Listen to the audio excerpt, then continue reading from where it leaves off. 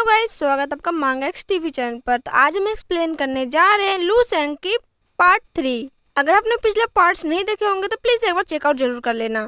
अब एपिसोड की शुरुआत में हम देखते हैं टीचर जोंग लू सेंग को अपने ऑफिस में बुलाते हैं। लू सेंग उनके एक पेड़ को देखने लगता है, जहाँ पर टीचर जोंग कहते हैं कि ये एक हर्बल पेड़ है और ये अब मेरा है, और बाकी सारे लोगों को अपना सीक्रेट रहता है लेकिन कोई बताता है नहीं।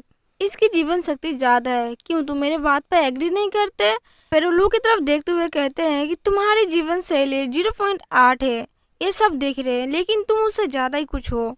उसके बाद लू सेंग टीचर जोंग से कहता है कि ये शायद ये आपके लिए बोल रहे हैं, क्योंकि अगले असिस्टेंट में आपने अपने आप को कैसे फिगर आउट किया था। जिसके बाद टीचर जोंग उसको मना करते हैं सब करने के लिए और कहते हैं कि मुझ में ये सब चीजें मत डालो, क्योंकि तुम अपना लाइफ टाइम छुपाने की कोशिश कर रहे हो। उसको ये बताते हैं कि तुम जो ये ड्रग अपने आप को कंज्यूम कर रहे हो वो बहुत ज्यादा खतरनाक है। स्कूल में ये सब चीजें नहीं चलता। ये सिर्फ बॉडी को ही नहीं, ये तुम्हारे माइंड को भी हार्मफुल कर सकता है, तो तुम इसको यूज मत करो, अभी तुम बहुत ज्यादा छोटे हो। इसके बाद ड्रग की बात सुन के लू सेंग बहुत ज्यादा हैरान हो जाता है और कहता है क्या ड्रग्स? मैंने तो आज तक ड्रग छुआ भी नहीं है, तो मैं इस्तेमाल कैसे करूंगा?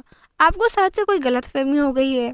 जिसके बाद टीचर जोंग कहते हैं कि अच्छा ठीक है, मैंने मान लिया तुमने ड्रग्स यूज नहीं किया, तो चलो आओ और अपनी ताकत को यहाँ पर इस्तेमाल करके दिखाओ कि तुम्हें कितना पावर है। जिसके बाद टीचर जोंग कहते हैं कि जाओ उस पुतले को आप अपना पावर दिखाओ, और मैं वहाँ पर देखना चाहता हूँ कि तुम्हारी एबिलिटी सचमुच के है या फिर तुमने ड्रग्स इस्तेमाल किया है। अगर ये रियल साबित हुआ तो मैं तुम्हारा कॉम्बैट पावर देखना चाहूंगा। जिसके बाद लू सेंग कहता है कि ठीक है, मैं जाता हूँ। जिसके बाद लू सेंग उस बॉल के ऊपर अपना हाथ रखता है। जिसके बाद जो कॉम्बैट पावर बॉल रहता है वो लू सेंग का पावर एब्जॉर्ब करने लगता है और बहुत ही ज्यादा ग्लो करने लगता है। जिसके बाद टीचर जोंग लू सेंग का पावर चेक करते हैं, जो कि होता है 1.5, जिसे देखकर टीचर जोंग बहुत ज्यादा हैरान हो जाते हैं। इसके बाद टीचर जोंग कहते हैं कि ये तो 1.5 है, इसका मतलब ये है कि ऑफिशियली मार्शल आर्ट का मास्टर है। इतना ताकत हमारे स्कूल में था, मुझे पता ही नहीं था। आज मुझे पता चला कि हमारे स्कूल में भी एक मार्शल आर्ट का स्टूडेंट है, जिसको मैं गली गली ढूंढ रहा था, वो तो हमारे स्कूल में ही मिला। इस जैसा जीनियस मैंने आज तक नहीं देखा, इतना ज्यादा पावरफुल, और वो भी इतनी कम उम्र में। 18 साल का एक बच्चा इतना ज्यादा पावरफुल कैसे हो सकता है? जिसके बाद हम देखते हैं कि लू सेंग कॉम्बैट डॉल को चेक करने जाता है, जिसे देखकर जो टीचर जोंग रहते हैं वो बहुत ज्यादा हैरान हो जाते हैं। इसके बाद हम देखते हैं कि लू सेंग की एक टच से ही वो पावरफुल मार्शल आर्ट जो डॉल रहती है वो चकनाचूर हो जाती है, जिसे देखकर टीचर जोंग के मुंह तो खुले के खुले रह जाते हैं। और यहाँ पर लू सेंग को समझ में नहीं आता, तो बस मैंने इसको टच ही किया था। जिसके बाद लू सेंग वो गड़े हुए मुर्दे उखाड़ने जाता है, यानी कि वो पुतले का जो सर था वो दीवार में से निकाल रहा था। और यहाँ पर टीचर जोंग बहुत ज्यादा रो रहे थे, इतना ज्यादा कि उनकी आंखों से बाढ़ बह रहा था। वो रोते हुए कहते हैं कि मैंने इसको बहुत मेहनत से खरीदा था, अब ये टूट गया है। इसके बाद टीचर जोंग कहते हैं कि ये बच्चा तो इतना ज्यादा पावरफुल है कि इसने हाई लेवल का कॉम्बैट पावर डॉल को तोड़ दिया एक ही मुक्के में, और इसने मेरा सबसे प्रीसियस जो ट्री था उसको भी मतलब मिट्टी में मिला दिया। इस 900 के बच्चे ने भी मार्शल आर्ट का पूरा पावर है इसमें, लेकिन इसके पास इतना पावर कैसे आया? और ये बच्चा पहले से मार्शल आर्ट में मास्टर हासिल कर रखा है, मतलब इतना ज्यादा पावरफुल, वो भी 18 साल का बच्चा। ये तो मतलब नामुमकिन जैसा लग रहा है, लेकिन इसने कर दिखाया।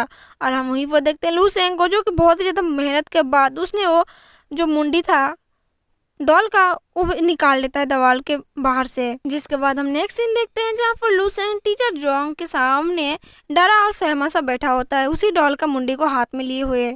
अब टीचर जोंग कहते हैं कि अब मुझे बताओ कि तुम्हारी प्रॉब्लम क्या है। तुमने तो बोला था कि तुम्हारा जो असेसमेंट है वो 0.8 का है, लेकिन तुमने अभी अभी मेरे सामने एक कारनामा कर दिखाया। अब मुझे सच सच बताओ, वरना मैं तुम्हें स्कूल से एलिमिनेशन दिला दूंगा।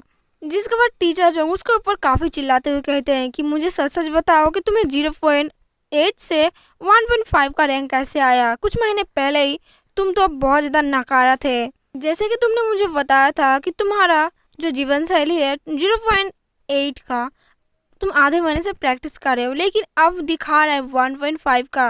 तुमने बोला था कि तुमने कोई भी ड्रग्स यूज नहीं किया और तुम अपनी मेहनत से इतना पावरफुल बन रहे हो, लेकिन इतना जल्दी कोई कैसे बन सकता है, वो भी मार्शल आर्ट में टॉप पर? तुम इतना ज्यादा पावरफुल कैसे बन गए, मुझे समझ में नहीं आ रहा। क्या तुमने कोई नोबेल क्लैन को ज्वाइन किया है, या फिर किसी बड़े से मेडिसिन तुम्हें खाया है, जो कि बहुत ज्यादा रेयर होता है? मुझे जल्दी बताओ, मुझे ये सब जानना है। जिसके बाद लूसेंग कहता है कि मैं किसी भी नोबल क्लास से बिलोंग नहीं करता, मैं तो बस एक ऑर्डिनरी फैमिली से हूँ, मेरे पास इतना ज़्यादा पैसे नहीं है कि मैं अच्छे से खाना खा सकूँ, और तो और मेरा कोई मार्शल आर्ट का कोई मास्टर भी नहीं है, मेरे पास कुछ नहीं है। बात रही मेरे जीवन शैली के बढ़ने की, तो ये एक सीक्रेट है, मैं आपको नहीं बता सकता। इसके बाद टीचर जोंग बहुत ज़्यादा सोचने पड़ जाते हैं कि इसने एक मंथ में अपने जो जीवन शैली रैंक है उसने इतना ज़्यादा हासिल कर लिया, लगभग इसने मार्शल आर्ट के टॉप पर है, यानी कि रैंक 1 पर। यहाँ तक कि अभी बहुत बड़े बड़े लोग भी यहाँ पर नहीं पहुँच पाए, लेकिन इसने एक मंथ में कर दिखाया। यहाँ तक कि मैं जब स्कूल में था तब मुझे ये सब कुछ पता ही नहीं था, और हमारे टाइम में 0.001 का मेरा रैंक था, लेकिन मैं धीरे धीरे करके मार्शल आर्ट में महारत हासिल करता गया। लेकिन इस बच्चे ने एक महीने में डबल रैंक हासिल कर रखा है, कैसे हो सकता है।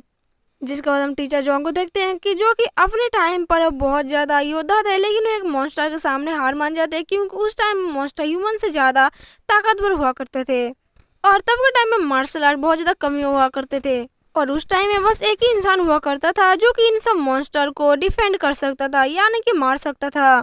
उसकी जो पावर थी वो बहुत ज़्यादा अनोखी थी, उसके जैसा कोई नहीं था। लेकिन टीचर जोंग को लगता है कि लूसेंग उससे भी ज़्यादा हाई लेवल का होने वाला है, क्योंकि इसका पावर इतने में ही 1.8 का हो गया है, और अभी बस 18 साल का है, और 18 साल का बच्चा इतना हाई रैंक में फर्स्ट आने वाला कोई आम इंसान तो हो ही नहीं सकता। इसके बाद टीचर जोंग लूसेंग से कहते हैं कि तुम स्कूल के लिए क्वालिफाई हो चुके हो, तुम अगले भाग में हिस्सा ले सकते हो जो कंपटीशन होने वाला है।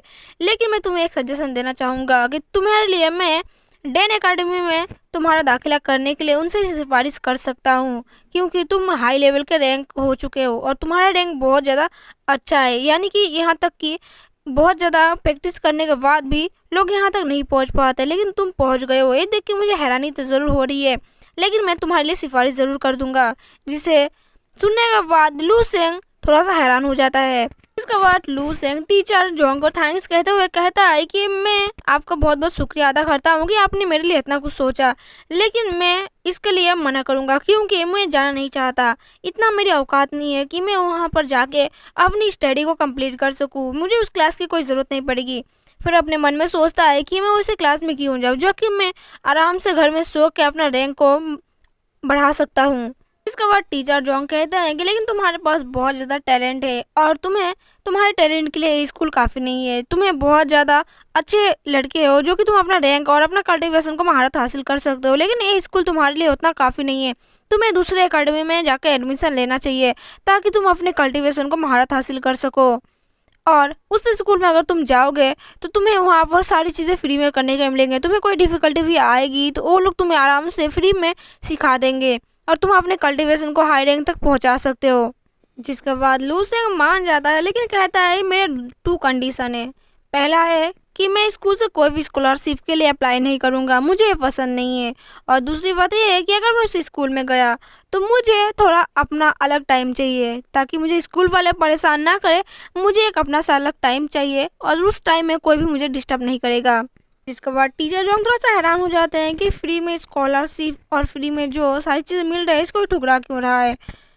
जिसके बाद टीचर जोंग लूसेंग से कहते हैं कि ठीक है, मैं तुम्हारी कंडीशन मान गया, इसके लिए मैं अप्लाई कर रहा हूँ उस एकेडमी में तुम्हारे लिए स्कॉलरशिप और सारे जो तुमने कंडीशन रखा है उसके हिसाब से, लेकिन तुम्हें पहले $13,000 मिलेगा तुम्हारी स्कॉलरशिप के लिए, और इसको तुमको अपने हिसाब से देख लेना है, और बाकी बात जो चीज़ें हैं मैं सारी कंडीशन इस पेपर में लिख के उनको सप्लाई कर दूंगा। तो बाद टीचर जोंग लूसेंग से बताते हैं कि मैंने उस एकेडमी में डेन ऑफिस में तुम्हारा एप्लीकेशन अप्लाई कर दिया है, अब तुम 2 दिन के बाद ही वहाँ पर जा रहे हो, क्योंकि मैं नहीं चाहता कि तुम यहाँ पर बैठ कर अपना टाइम को बर्बाद करो और अपने मार्शल आर्ट की तैयारी तुम करना शुरू कर दो, और तुम्हारे पास ज़्यादा टाइम नहीं है कि तुम यहाँ उधर लफंदरगिरी करो। इसके लिए तुम जितना जल्दी हो सके अपना सामान पैक कर लो, क्योंकि तुम्हारे पास अब टाइम नहीं बचा है, समझे?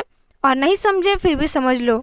और साथ ही साथ मैंने तुम्हारे स्कॉलरशिप का भी इंतज़ाम कर दिया है, क्योंकि मुझे पता है तुम्हारे कंडीशन जो कि तुमने बताया है मुझे। इसके बाद टीचर जोंग लूसेंग को पैसे देते हैं और कहते हैं कि ये तुम रख लो यहाँ पर अभी के लिए फ़िलहाल, जब तुम्हारे पास बहुत सारा पैसे हो जाएंगे तब तुम मुझे लौटा देना ब्याज के साथ।